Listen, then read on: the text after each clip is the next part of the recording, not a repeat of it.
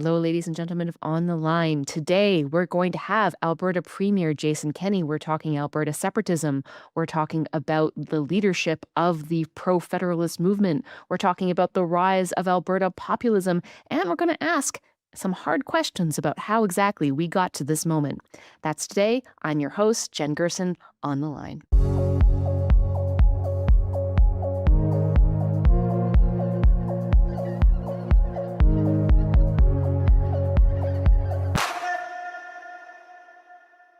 Well, hello, Jason Kenney, and thank you for joining us on the line today. How are you doing today? Very well, thanks. Good, excellent. So much more fun to talk to me when you're not a premier anymore. This is a way more relaxed environment format. Yeah, there you Yes. go. So thanks so much for taking some time. I want to start by talking with you about what I think is on the top of people's minds, both in Alberta and in the rest of Canada, and that is, we are sort of, I think, more than a midway through point, the petition signing project that is trying to force a succession referendum on the rest of the province. And I want to ask you, from your perspective, how seriously do you think the rest of Canada, aka as we refer to them here in Alberta, Ratlanders, how seriously should they be taking this threat or this vote? Am I overreacting, or should people be paying attention here? No, you're not overreacting, and yes, people should be paying attention, and they should be taking it seriously. It's not a foregone conclusion that the separatists will achieve the requisite signatures to get on the ballot, and nor is it a foregone conclusion that even if they do, the act does not automatically, the Citizens Initiative Act in Alberta, which I initially brought in and has been modified subsequently with much lower thresholds. That act does not require that it goes straight onto a ballot. It puts it to the legislature, first a committee and then the entire assembly for consideration. And for example, most of your plugged in viewers here will know that there was a pro-Canada citizens initiative that has landed, that met the thresholds of the higher older Referendum Act, and is now sitting as a motion in front of a legislature committee. And my understanding, I think this is a fairly open secret, is that the sponsors of that petition have said to the legislature, we don't actually want a referendum, just a vote in the ledge reaffirming loyalty to Canada. Parenthetically, I think that whole exercise was a very strange thing to do, waste of time and resources, but whatever, they did it. My point is that it's not a foregone conclusion, but, my read on this, Jen, is that, and by the way, I think I speak with some source credibility, some deep understanding on this stuff, because I've been active on the right of Alberta politics since the early 90s, since 1991, when I founded the Canadian Taxpayers Federation here. And so I know these movements and organizations and people involved in the separatist project fairly well. And they've always been very marginal. I mean, let's be clear about this. In the roughly 45 years of the separatist movement, they've only ever won one seat that was in the Alberta legislature at the height of the National Energy Program and Pierre Trudeau's unpopularity in 1982, which they subsequently lost in a general election. And generally, the separatist parties, which have come and gone in various iterations over the past 5 decades, have at most averaged like 2% when they get on a ballot. So I think the actual hardcore separatist cohort in the Alberta population is in the single digits. I think it's less than 10%. But people will see these polls showing potentially as much as 35% or more support conditionally for separation. The difference there, where you get into the high 30s, even kissing 40%, is frustrated federalists who want to send a message. And we can talk more about that. Yeah, and I think we are going to get into more of that, but I want to respond to a couple of things you brought up. One is, yes, there's a process that needs to happen after the petition gets the signatures. And again, 50-50 on whether or not the petition gets the signatures at this point. I don't know. No one knows, I think. But let's say, for the sake of argument, they do get the signatures. There is a process that has to happen, but we already have a premier, Danielle Smith, who has said that the succession referendum, if they get the signatures, will be on a ballot in October, along with the 9 other questions that she's proposed. So My read on that is that she has a majority. I don't think that the legislature is going to stand up to stop her from putting the succession referendum on the ballot. I don't think that's realistic. Do you? Probably not realistic, and you're right. She did give that political commitment. Um, I just just flagging that legally it doesn't automatically go on; it has to go through a process. That's fair. Then I guess the other question I have is, as someone who's watching this and is generally regarded as a more conservative-ish journalist, although I think that many conservatives would dispute and debate that point, and that's fine. I got to say, I'm looking around and I'm very disappointed by the absence of conservatives federally and provincially on this. Yeah. It's kind of shocking to me that the person who's taken the lead on federalism has been Thomas Lukaszuk and the Forever Canadian petition. And I'm not discounting your contributions. You've been very active doing podcasts and on Twitter fighting against this. But there really hasn't been a lot of strong pro-federalist rhetoric, for lack of a better term, elbows up fighting from a lot of people in this province who are conservative. And I want to ask about that. Where are y'all? Where are y'all? Yeah, I think it's an entirely fair question, one that I've asked other people and as well as myself. So I think, Jen, that we've developed a muscle memory in this province of kind of regarding the separatists as your crazy drunk uncle from Toefield who shows up at Thanksgiving and rants, and we just kind of tolerate it and just move on. That's kind of been the mainstream's response to separatism over decades, and we've just learned that on the Alberta right, not to take it too seriously, not to put oxygen into the movement. Okay. And I think there's a hope amongst, I'll call it the mainstream conservative center right, which I think is still broadly the dominant cohort in Alberta politics, that this thing will just go away and resolve itself, that they won't hit this petition signatures, there will be some legal impediment that they won't get on a ballot. And so let's not amplify the part of the actual people. But I want to make a distinction here between the hardcore people in charge of this initiative petition, of the actual separatist organizations, and other Albertans who are just like sympathetic. They're ticked off with Ottawa. Sure. They want to send a message. I want to make a very clear distinction. I'm talking here about the hardcore people running this project. They're the kind of people who are desperate for attention. And I guess a lot of people said, we're just not going to give it to them. And the best way of dealing with this noise is to ignore it. And unless and until they actually show up on the ballot. And I do think if that happens, you will have to see mainstream conservative voices in this province speaking up and getting organized. That's my message to, let's say, my fellow travelers, current and former elected conservative politicians federally, provincially, like-minded people in the business community, leaders in civil society, et cetera. So I think you've seen some in the business community coming out. Both I think the Edmonton and Calgary Chambers of Commerce have issued papers on this saying how catastrophic it would be for investor confidence in the Alberta economy. I think you can expect to see a whole lot more of that if and when these guys get on the ballot. So, couple of questions, and one is I recognize that up until fairly recently, yes, there's just been a policy of don't give it oxygen, ignore it, until conservatives in this province stopped ignoring it. And I would say the reduction of the reduction of the threshold on the Citizens Initiative Act was a pretty clear act of not ignoring it anymore and giving it some life.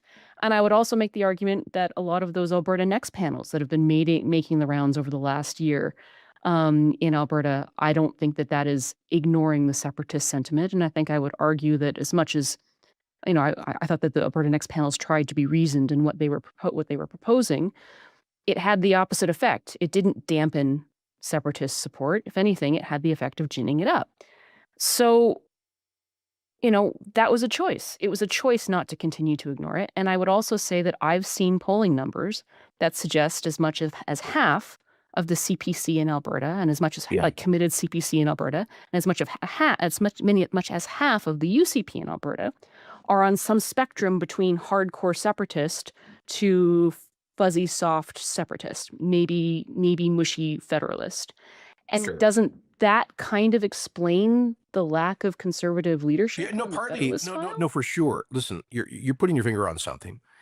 There are elected people who, you're quite right. I think the primary political motive for some people remaining silent and ducking under the table on this imminent threat of a separatist referendum is because uh, they look to their volunteer, organizational, donor, and voter base and see a not insignificant number of people who are either separatists or what I'll call the frustrated federalists willing to vote yes to gain ostensibly to gain leverage.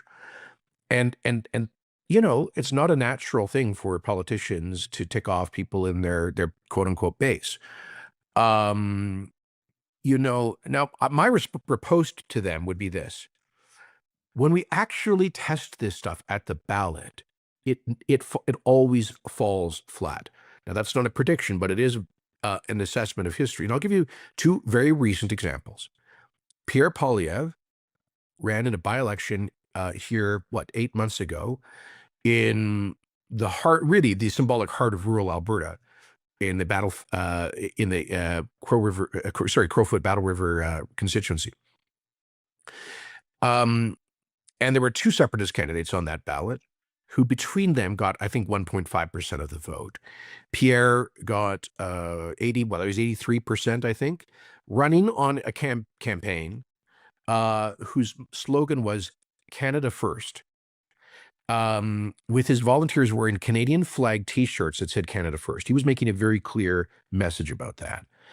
Dialed back up to the last federal election in 2022, when Justin Trudeau was at the height of his unpopularity. You had a new separatist party, which they claimed had all sorts of momentum. They did have, for the first time, a leader who had some ostensible credibility in the Honorable Jay Hill, who had been a Harper cabinet minister for 6 years, okay? And could not be dismissed as just a village idiot. And they of the roughly 98 ridings in Western Canada, they only secured candidates in a third of those ridings, and they managed to get 0.02% of the vote. Like, all across Western Canada, they got 35,000 votes. A typical MP who's elected in Alberta gets more than 35,000 votes. So those are just two. And then, there was the Didsbury by-election provincially last year, which was the only riding ever to vote for an Alberta or Western separatist back in 82. And they had a new separatist party, the Republican Party of Alberta, supposedly with lots of momentum, and they came in, was it fourth place in that election. So, Jen, I think my message to conservative politicians who are afraid of this is, well, first of all, people are looking for authenticity and conviction in their elected representatives, not chicken shit, mealy-mouthed people who are always trying to triangulate, particularly on something as essential as the unity of our country. This is not something on which to temporize, I would say. And when you took that oath to become a member of Parliament or a member of the Alberta legislature, you pledged to bear true allegiance to His Majesty, the Queen or the King of Canada. And implicit in that oath is a commitment of loyalty to the entire constitutional structure of our country.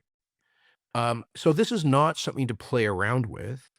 And I would just encourage those elected folks to put principle, to put the country, to put patriotism first. That was a pretty, I think, passionate call to arms from conservative politicians.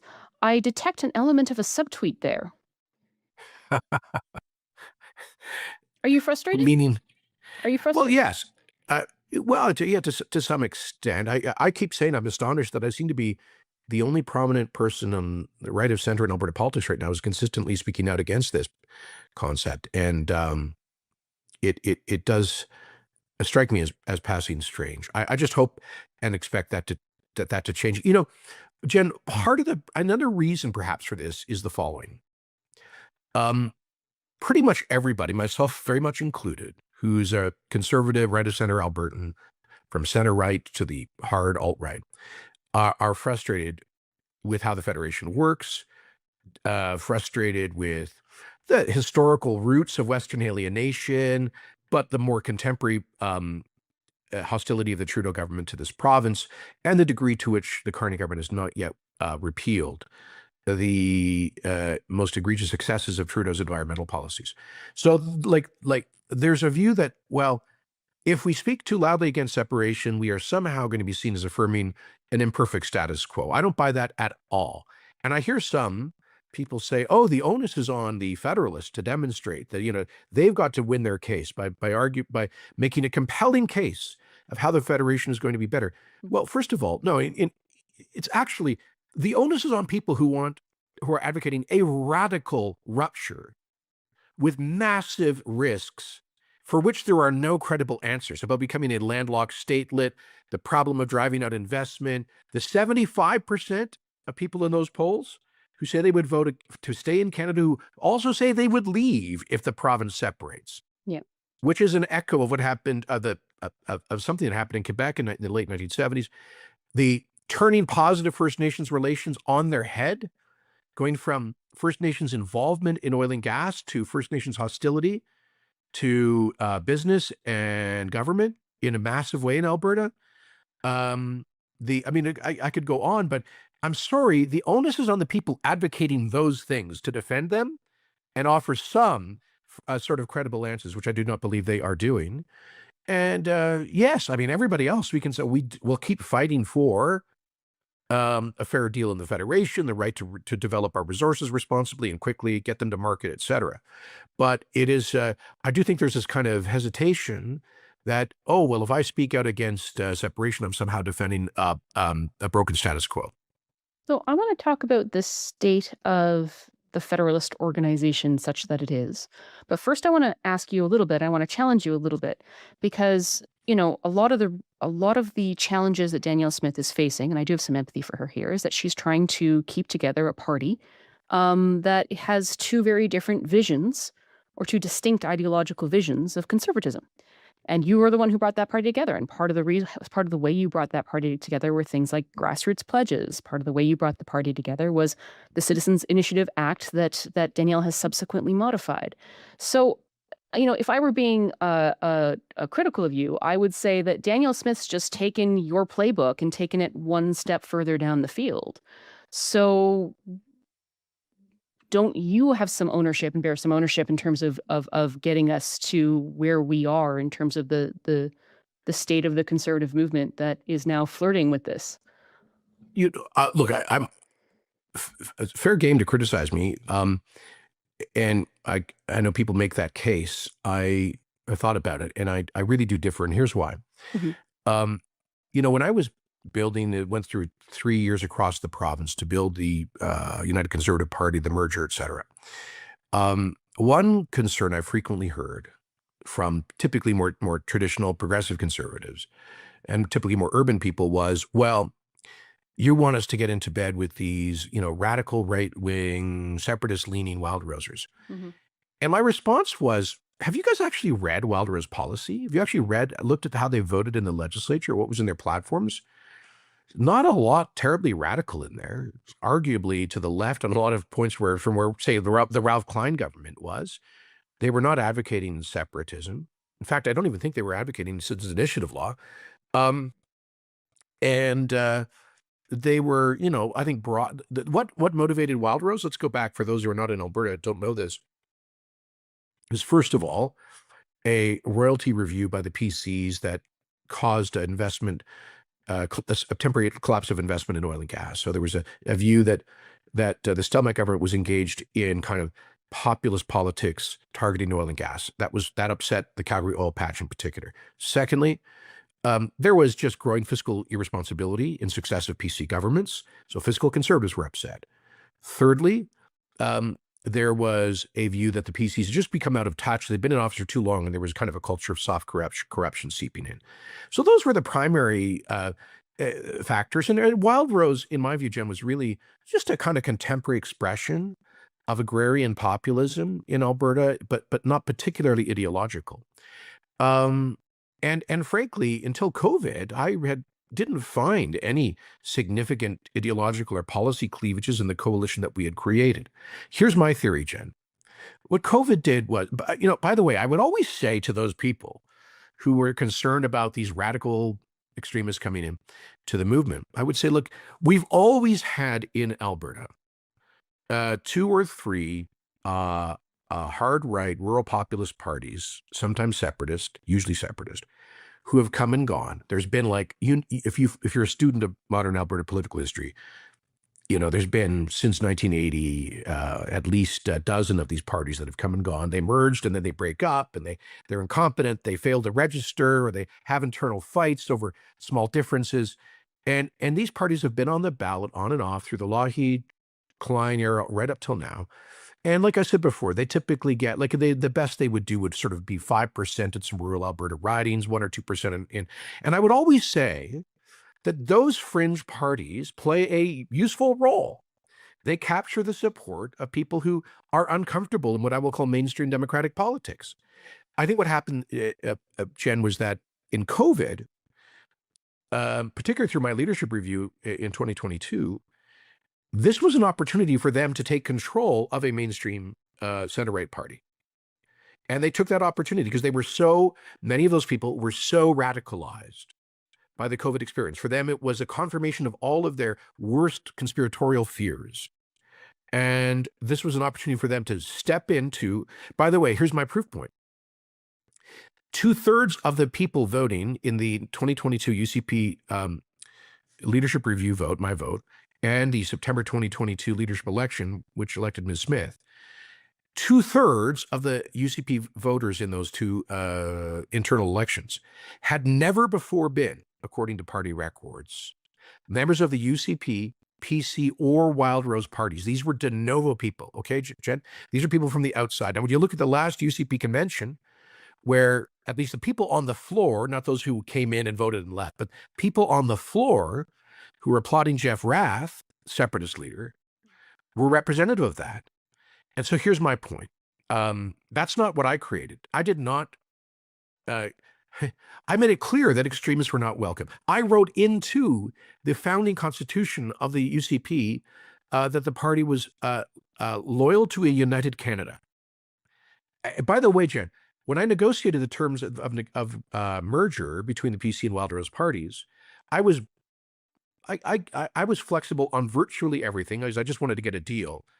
One of my very few, like 3 or 4 absolute red lines was that I insisted, as an absolute condition of our support, PC support, a constitutional commitment to loyalty to United Canada, precisely to make let the separatists know that they were not welcome in the party.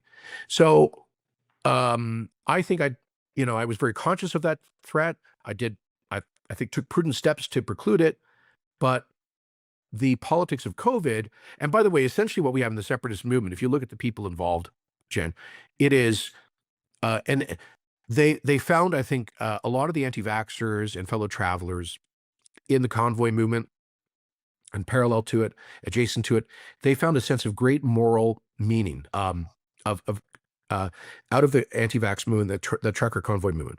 And since then, they've lost that. That's gone. And they've just taken that political energy and moved it into the separatist cause. That's my view. Studying the separatist movement and comparing them to the trucker convoy, I think that's absolutely correct. The Venn diagram between the trucker convoy people and the separatist people, the really hardcore, is 100% as far as I could tell. So that's correct. And I take your point about, the people being involved in politics being de novo. I think that's also demonstrably true. Here's what I would go back, rewind the clock a little bit, because I remember when you came back from federal politics and you came back to Alberta, and I remember you and I sitting down at Starbucks, and you talked about your plan to bring these parties together. And I, at that point, had been covering Alberta politics for a number of years. And I was like, that's crazy. He's never going to be able to do it. Obviously, I was very wrong. I was very, very wrong. But I was like, that's just crazy. He doesn't understand how much these people hate each other. And I would say the difference between the old sort of Peter Lougheed PC party, or what was left of it, and the Wildrose party had almost nothing to do with what was written in the policy books, and had almost everything to do with what the respective institutional cultures had normalized. Yeah, And they were correct. right. And I just thought that I couldn't see these two institutional cultures actually merging in a meaningful way and playing nice together. And I Well, think we did. you did, but you were right in the short term. But I think I was right in the long term, because I don't see the UCP as being a merger of the old Peter Lougheed PCs with Wildrose. I see it as being Wildrose, Um, a Wildrose yeah. that's been Again, accelerated Wildrose by COVID. was not advocating separatism. Um, But they you would, know, if you had taken Wildrose and put them through the COVID accelerator, that party would be what would be a separatist party today. Like COVID accelerated all the pre-existing pathologies in, I think, all of society. Really, COVID broke all of us in our own special yeah, ways. yeah. Well, it broke a lot of You people. know? Uh, I would say this that uh, there's no doubt that much or most of the energy in recent years here has been coming from that side of politics, which at its most extreme end is conspiratorial, and it's really informed. By the way, there's a broader context here, which is that um, the withdrawal of a large share of our population, this is more true in Alberta than broadly in Canada, from mainstream institutional legacy media, opting for alt-right echo chambers, whether it's social media or alt-right opinion sources. That has been a significant part of this. And so, Jen, I like, this is not the Lougheed era. This is not the 1970s where 90% of voters and activists had to get their information from mainstream media. This is a point I've made a few times. When I started the Taxpayers Federation in the early 90s, we would go door to door to sell memberships in rural Alberta, rural Western Canada. And every week or so, our agents, our sales guys would come across.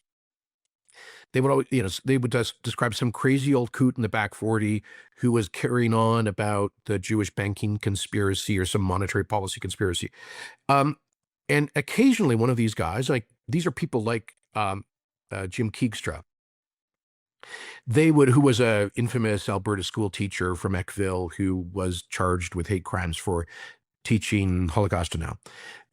So there were like people like Keegstra, not a lot of them.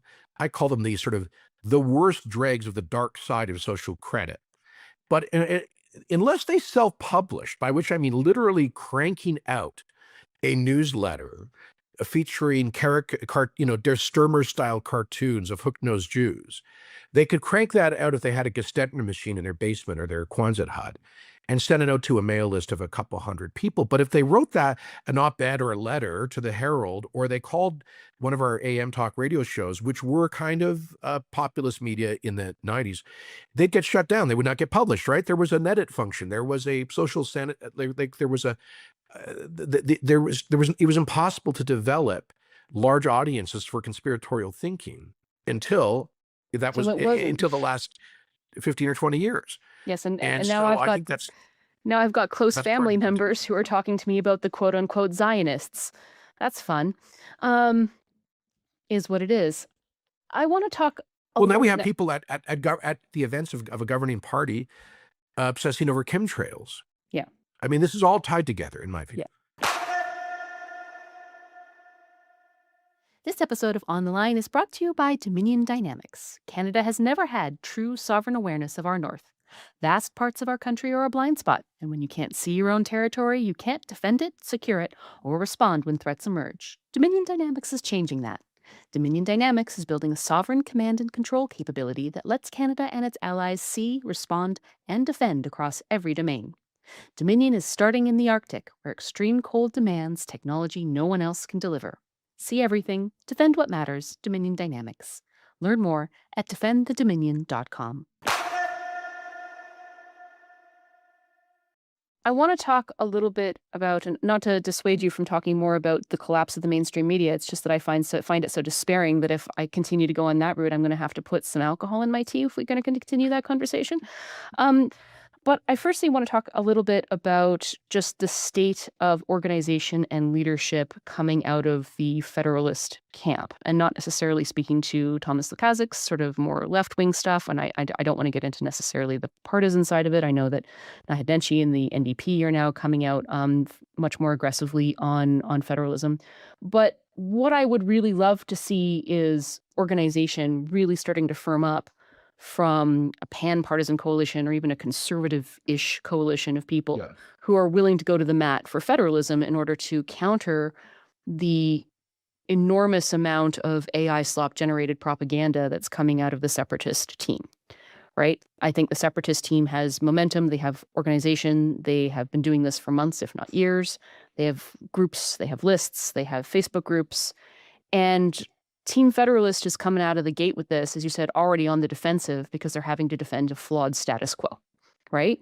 The separatists have already framed the debate in such a way that the Federalist team is having to come out and say, how do you justify the continuation of this intolerable situation that is our Confederation today? And so far from the Federalist side, I mean, I know there's stuff happening behind the scenes a little bit, but I don't see like a clear leader putting up their flag yet. I know there's discussions happening, but I haven't seen money get put on the table. I don't see a website. Yeah. I don't see lists. I don't see Facebook groups. I see you on Twitter, God bless you, and me making the separatists big mad at the line. And make me feel better. Make me feel better in my soul. Look, I wish I could. I think I've been involved in discussions and I do believe that something will gel. That is a broad, competent, serious case for Alberta within United Canada. I wish it had started some time ago, but I've explained the reasons why I think it didn't. I had approached people, and generally I'm talking like senior business leaders, fellow travelers in politics, and the response was, this was several months ago. Well, it's too soon. We don't know this is going to happen. So I think it will come together, and at the end of the day, the vast majority of Albertans are patriotic Canadians. One thing I want to, and I think you're absolutely right, though, the case for unity has to be a big tent, but I think predominantly the voices and the arguments have to be from a center-right perspective. Mr. Nenshi is the leader of the opposition. He is in favor of United Canada. He will make that argument. But to be blunt, if the NDP is seen as the lead in the no side of a referendum, it will be, I think, unhelpful because they don't actually want to reform the Federation. They're actually in favor of even more stringent environmental laws that impair Alberta's economy. And it would be catnip, I think, for the separatists if this argument was being led from sort of a social democratic left of center party. I think one lesson we can learn from Quebec is that, when you're dealing with something like this, it has to be a cross-partisan effort. But once again, I think the arguments that are made have to address what I call the frustrated federalists who are on the right. And their primary argument is this. Okay, by the way, these are people who lustily sing "O Canada" at the hockey games. Many of them moved here from another province.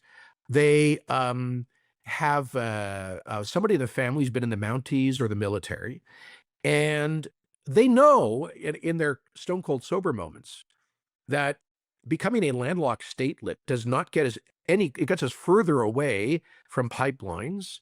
They know the risk in investor confidence.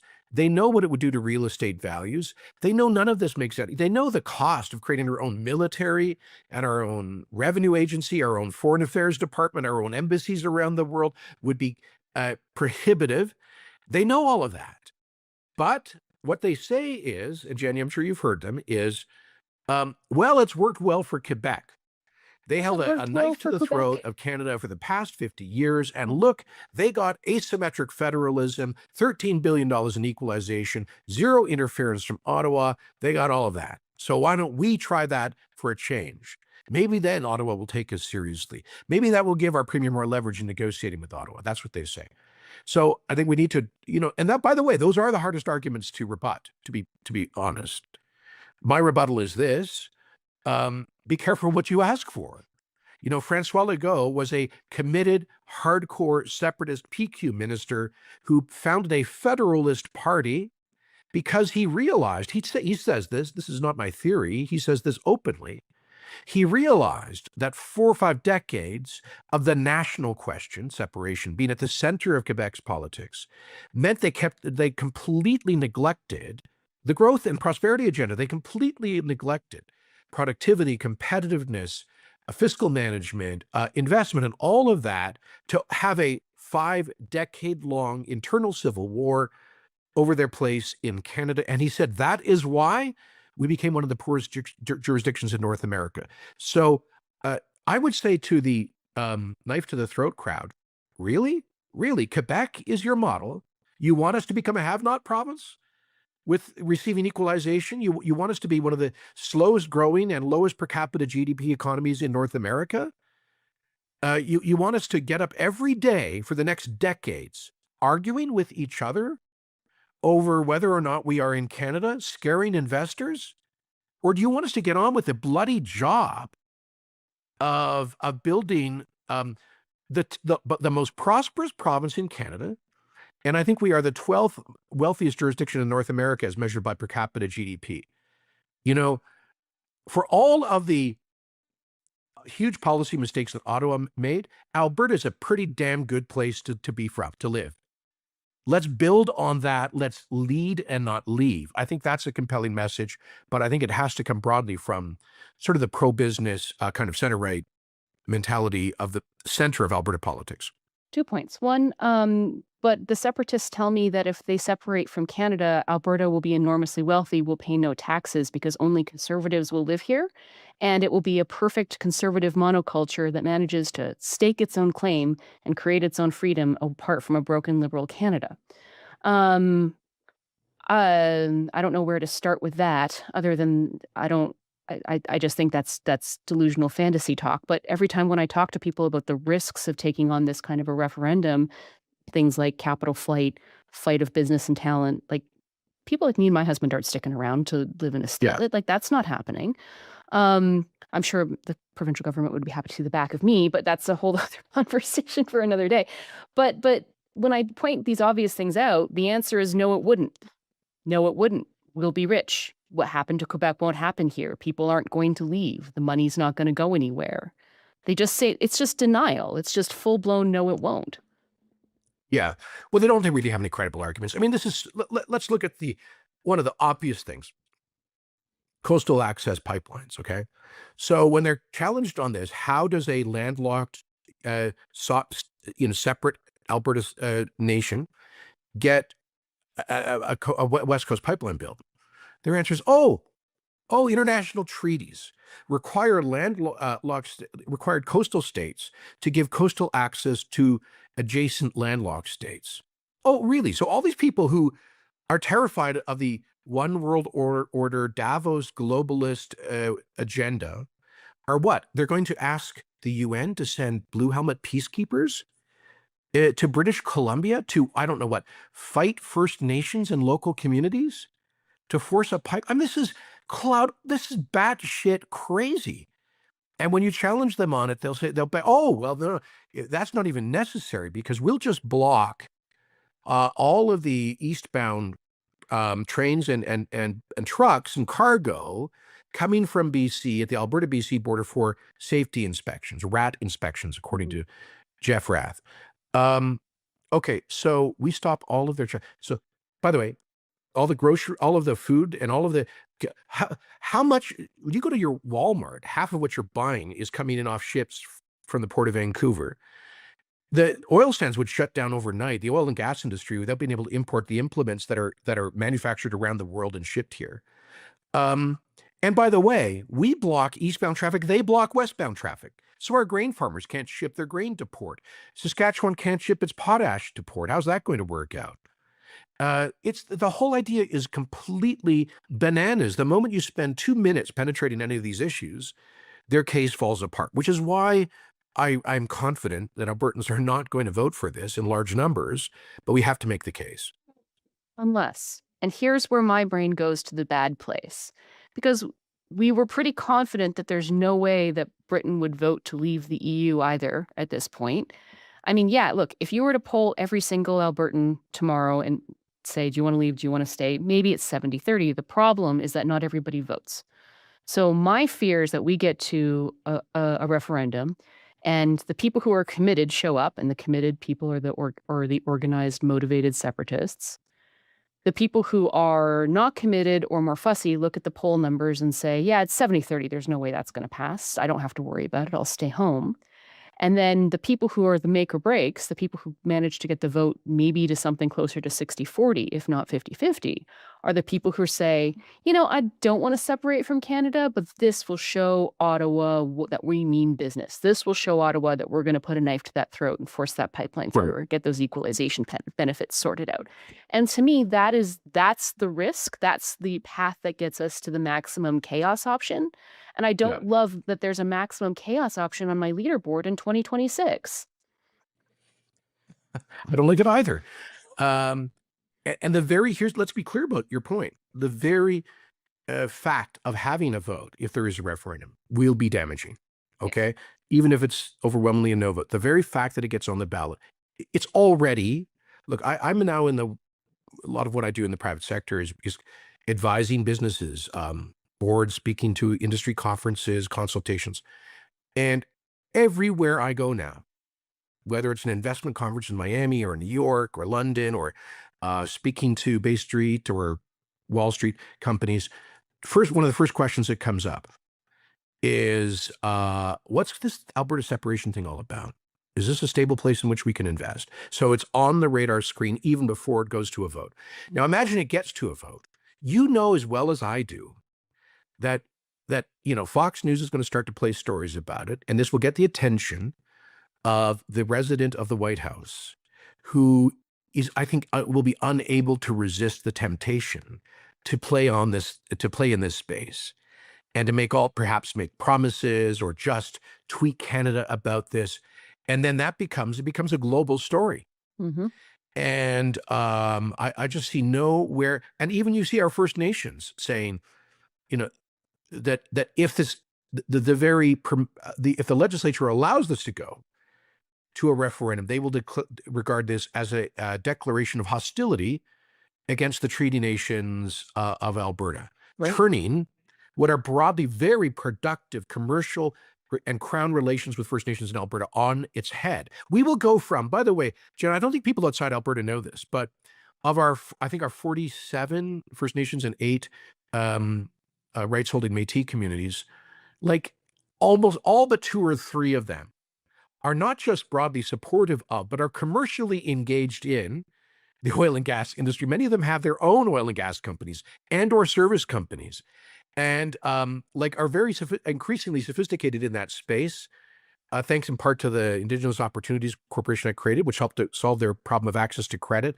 It's not perfect, and sometimes it can be some tension, but it's the best situation in Canada in terms of First Nations engagement in the modern resource economy. And I would just, how tragic if we went from that to blockades on railways and on highways like they have in Ontario and Quebec or BC in moments of tension. So my point is the referendum itself will be, and the higher the number, the more likely this becomes a durable fact in our political life and culture, like it has in Quebec, right? The separatist side has not taken 2 losses for a no. The PQ might win an election this year on a very explicit commitment to come back. So Quebec has been going through this since the mid-70s. I was just in Montreal a couple of days ago, and I mean, you meet people who you see these huge office buildings like Canada Life. That was the largest office building in the British Commonwealth at one point. all of those companies emptied out and they moved to Toronto. Some of them moved to Calgary, like Canadian Pacific. I just don't know why we would want to risk that or replay that here. Um, is the federal government paying enough attention to the potential risks of what could happen right now? My overwhelming sense is, but maybe you've got a better view than I do. My overwhelming sense is that you have a prime minister's office that has appointed somebody to be their point man on Quebec separatism. I've not heard of the prime minister's office appointing anybody to be their point person on Alberta separatism. And my sense is that these guys think that if they just throw us a pipeline, they can make all of this go away. Is that the correct perception, or do I have this wrong? No, I think it seems to me you're broadly right. I don't think it's getting the attention that it deserves. I suppose their response would be, well, we've got this MOU with Alberta, which is good. It demonstrates that there is a change of attitude and approach from the Trudeau years. And there are some very tangible wins in there, limiting the clean electricity regulation, lifting the oil sands emissions cap, and of course, the commitment to West Coast Pipeline, a bunch of other things. So that's good. But boy, I would love to see something concrete, more concrete come out of that. And I think the energy security and price crisis emanating from the war in Iran is the perfect moment for the prime minister to step in as a moonshot moment and say, you know, we're going to move past talk and actually move to action on what we're going to sit down with the gas companies, with LNG Canada and the First Nations and others, and just we are going to move forward on a second or third major West Coast LNG project. And we, the government of Canada, are committed as a matter of policy to getting a West Coast oil pipeline done. Like I just think that more clarity. I still feel that the Carney government, while it's a significant improvement over the Trudeau years, is stuck in this kind of political triangulation between the resource regions of the country and urban environmental voters on the green left. And I just think that is a recipe for disaster and inaction. It certainly will not achieve his stated goals of being the fastest growing economy in the G7, diversifying away from the United States, becoming an energy superpower, and building big things more quickly than ever before. So I just would urge them to give real practical policy meaning to the high-flying rhetoric that is found in that MOU and elsewhere. So, I mean, I think you and I are broadly aligned on all that stuff. And I think Carney is even broadly aligned on the idea of a West Coast pipeline needs to happen for a lot of different reasons. So I even take it for granted that there's a sincere and good faith effort to move that forward. Here's my question. If Carney comes out tomorrow and says, we're getting the bulldozers going, we're starting that pipeline tomorrow because Iran has given us the crisis where we've needed to get that done. Doesn't that come across as a win for the knife to the throat argument? Doesn't that come across as, hey, we told you if we just threatened to separate, we'd get everything we wanted at this point, right? Like it just confirms that narrative. And then the second question I have is, what if this isn't just about economics and pipelines anymore? What if this has devolved into a millenarian movement, an almost religious movement, in which people believe that if only we get that vote forward, we can create some kind of year zero conservative paradise, which is very in line with their propaganda, right? In which case, it doesn't matter if the pipeline gets promised or not. It doesn't matter if the pipeline even gets started or not. There is this whole fantasy world that these guys have created around this vote that is not being addressed by practical Jen, and pragmatic answers. my response, these sound reasonable questions. My answer on the last one is that the people who are stuck in that, you call it millenarian mindset, I call them right-wing Jacobins, they want to burn everything down. Yeah. They are totally unpersuadable. Doesn't matter what Ottawa does. Right. Mark Carney could, if he had magical powers, snap his fingers and we'd have a West Coast pipeline commission tomorrow. It would not change their views on anything. And so let's just take that for granted. We are going to have, I don't know the exact number, 10%, I think at most 15%, who are totally unpersuadable on this stuff. And the core of that group, you're right. This is almost like a spiritual thing for them.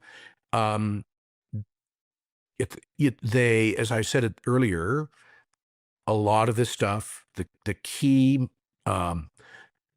players and organizations come out of the anti-vax COVID trucker convoy adjacent movement, and for them, Canada. By the way, do you remember, Jen? Just as an ironic point, during the trucker convoy, what their symbol was? It was the Canadian flag. Yeah. Um, Yeah. so these these people are angry with modernity. When they say globalism, what they really mean is modernity. Mhm.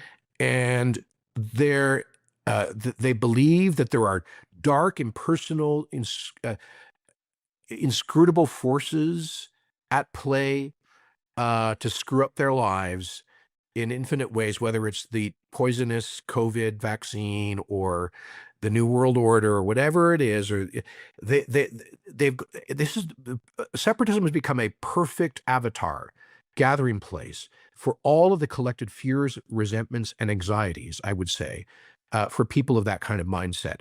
They are not the target audience for the no side in this campaign. They are totally unpersuadable, and it matters not one bit what Ottawa does. Mhm. Um, but the vast majority of Albertans, like I say, when this stuff goes to the polls, they where's their actual head at? We want a fair deal. We're going to keep voting for conservative parties to fight for that. And by the way, we make progress. We make progress. Nobody was talking about this when Stephen Harper was prime minister, Mhm. repealing the long gun registry and the wheat board monopoly, and doing what he could to accelerate oil and gas production and development. No, for goodness sakes, nobody was talking about it when Chrétien was prime minister. Approving and incenting all of the new major oil sands projects, which increased Alberta's oil production from 2 to 5 million barrels a day. Um, I think if we see continued good faith efforts by Ottawa to make and my point would be, we've always had this fight. Brownlee got the National Resource Transfer Agreement, which gave us ownership over our mineral rights. Lougheed got Section 92(1)(a) of the Constitution in 1982, giving exclusive authority over resource development to the provinces. And this MOU is important progress as well. So I think that's where most Albertans are at. I'm not going to be too distracted by the people who think that separation is going to end the chemtrails. But you and I both know, and I've been in covering politics long enough in this province to know this, is that there has always been this kind of current of thought in conservative movements that said, it's if we can just show them how angry we are through an equalization referendum, a Wexit movement, a protest. If we can just show Ottawa how angry we are and just threaten to separate, we'll get what we want. We can use this as leverage to get what we want. And my concern here is that if Carney comes forward tomorrow and says the pipeline's yours, move forward, start clearing the trees, those people are going to say, see, we told you, this is an effective tool, it's an effective lever, and the incentive is going to be to continue to use it over and over again, making the threat of separation a durable feature of conservative politics in this province. Well, yeah, they'll make that argument. I would just I would make the argument. I would point out that MOU got done last year, long before a referendum on separation was on the ballot. And all But not again, before it didn't national. require Peter Lougheed. Peter Lougheed didn't need to threaten to separate to get exclusive provincial jurisdiction. I didn't need to threaten to separate to get the Supreme Court of Canada to strike down Bill C-69, the Impact Assessment Act, or the federal liberal plastics ban. The current premier didn't need to threaten to separate to get the MOU and lift the oil sands emissions cap.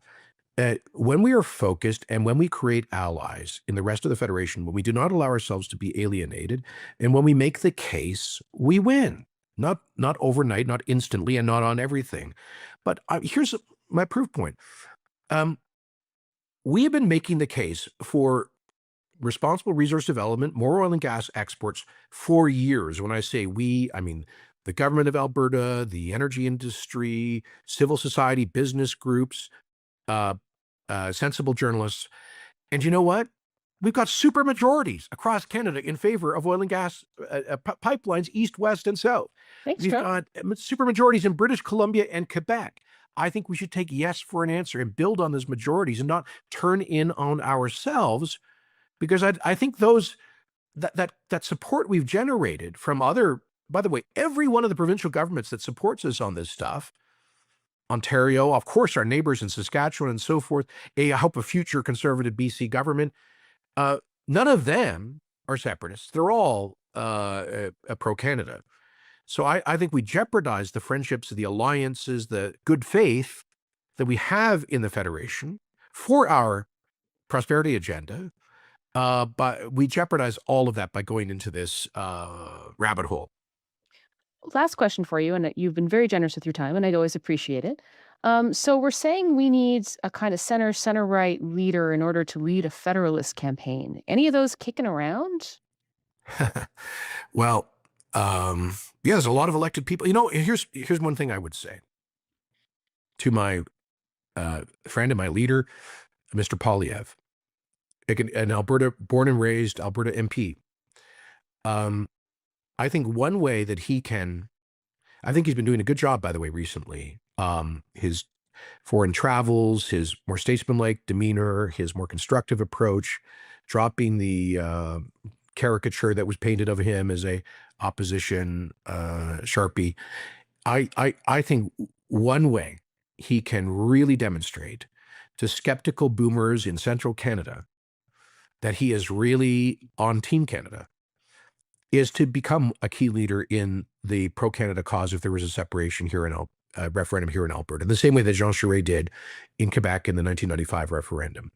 And my advice to him would be not to temporize about this, not to do it in half measures, but to be a strong, clear, consistent, outspoken voice for Canadian unity, because that is his position. He's affirmed it, but he's been kind of, I would say he said it in response to questions, right? And he has said it implicitly.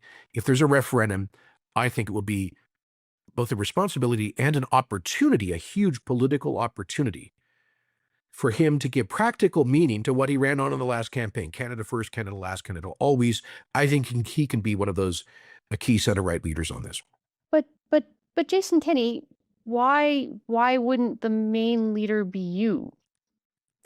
Well, I'm done politics. I comment on the issues I really care about, like this, and I'd be happy to contribute in whatever way. But I think it's going to be a team effort. It'll have to be a team effort.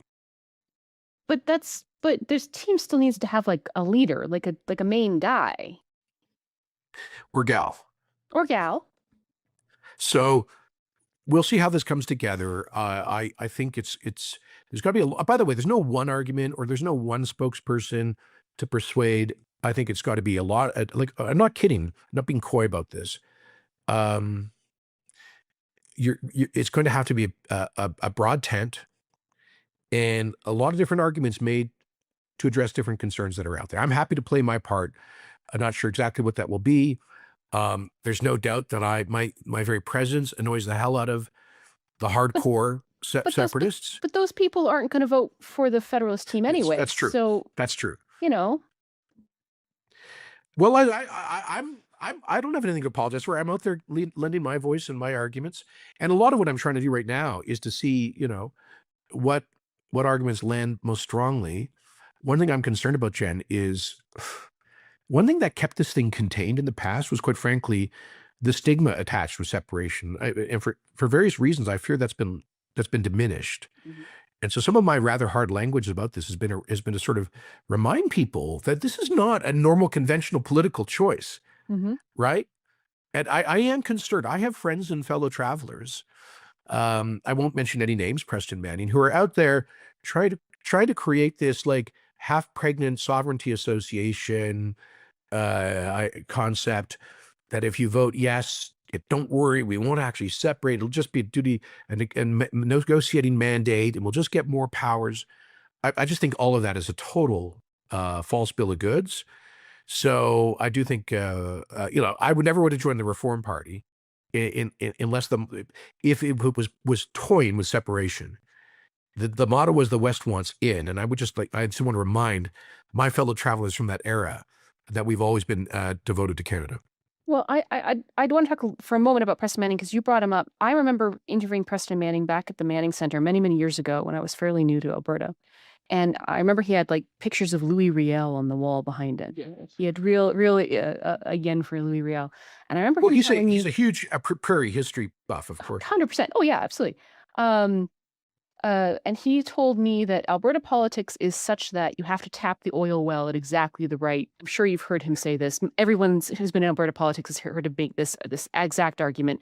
You have to tap the oil well at exactly the right depth. You know, you go too deep and it blows up, but you have to be able to tap it at the right depth to get the kind of political momentum required to move things forward. And that sounded really brilliant to me when he first explained it to me. And for me, it explained a lot about Alberta politics, and it explained a lot of how conservative Alberta politics think about how they approach governing in this province. But as I'm like an old woman now, I now think that the problem that I have with that argument is that there's no scientific way to know how deep to tap the well. You play with fire and maybe you win, or you play with fire and you burn everything down. And there's no way to know that you've got the right angle here. There's no sonar, there's no GPS here that tells you that you've got the right amount of political momentum versus you're just risking blowing everything up. Yeah, his metaphor about I mean, like, it's not wrong, and I've often used it myself, which is why I did the Fair Deal panel and the referendum and equalization and so forth. But the actual referendum on actual separation is the well blowing. It is the worst case scenario that supposedly his pressure release strategy is designed to abate. Right. So I don't follow him with his recent commentary on this. Well, and I would say, yeah, you tapped the well, and I don't think that you blew the well. Don't get me wrong. I think you tapped the well, but that worked until it didn't for you. Fair. You know? Anyway, on that note, everything's great. Everything's going so well here. I love it. It's fantastic. I'm delighted to hear your cheery optimism, Jen. I'm known for my cheery optimism. That's my trademark. It's my trademark energy. People are aware of that. All right. Well, thank you so much for joining us on the line, Jason Kenney. Hope to speak to you again. Hope to hear much more from you. Got to say, like many people, very much enjoying your Twitter feed of late. It's great. We love the Jason Kenney unleashed energy. It's a good vibe. So hey, I can be spicy now. I don't have as much of an edit function. You have no edit function, and we like that. That's better. Everything's better now. So thanks again for your time and joining us. All the best. And Take check care. us out, www.readtheline.ca.